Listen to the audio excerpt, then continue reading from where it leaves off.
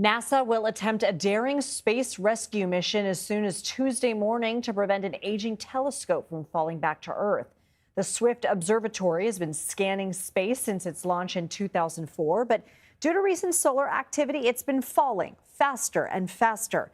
NASA's plan is to launch a spacecraft developed by Catalyst Space to boost Swift to a higher orbit to avoid burning up in Earth's atmosphere. If it goes according to plan, the telescope should be all good by September. CBS News space consultant Bill Harwood joins us. So this is what I read about this. It was just crazy. They're going to launch something into space. It's going to have to rendezvous with this telescope, connect to it, and then push it up into higher orbit. How are they going to do that?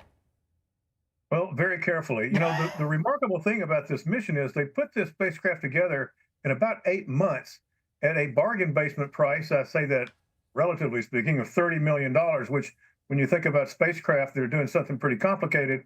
That's low cost. That's a blue light special. That even includes the launch. So they had to put this thing together. It's going to, as you said, rendezvous with the Swift Observatory. It's got some small robot arms that are going to kind of reach out and grab onto the telescope. Wow. And then it's got thrusters that will boost it back up to a higher altitude. Now, they've never tried anything like this at Catalyst. NASA's never tried something like this before, boosting the satellite to a higher orbit with a robotic spacecraft. So there are a lot of ifs in this mission. It's definitely high risk, low cost, but they think it's worth doing. And it's not just for Swift. If they can perfect this sort of technology, there are lots of aging spacecraft that if you could go up and refuel them in orbit, for example, change their orbit's altitude to make them last longer, that's a savings all the way around. So it's really almost a demonstration mission just to show they can do it. And at the same time, if they do, they'll extend the life of this very important science telescope. Yeah, why is it worth saving? And what could this be used for the future? I mean, is Hubble at risk? Well, yes, it is. Let me answer the first part first.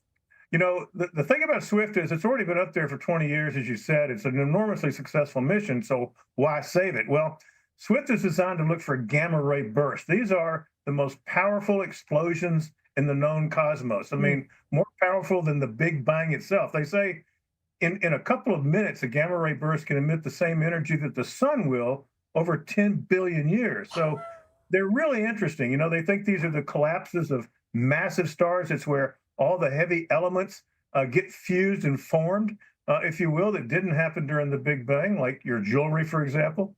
And they want to keep that going because Swift serves as sort of a first responder in space. It spots these things very quickly, and then they can tell, beam down the location so that other observatories around the world can then look at these things before they fade away and study. So it's definitely a high value mission if they can pull it off.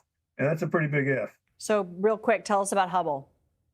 Hubble's coming down too. We think of space as a vacuum, but Earth's atmosphere actually extends out into Earth orbit, and as spacecraft fly through that at 17,000 miles an hour, over time, years and years, it causes them to lose altitude. So Hubble will re-enter itself in the early 2030s, they predict right now. And, there may well be a way to go push it to a higher altitude down the road, but it would take a bigger spacecraft than the one they're launching tomorrow. Hubble is a much bigger spacecraft, much more challenging job to push that guy up to a higher orbit. Yeah. Bill Harwood, you always blow my mind. Thanks so much.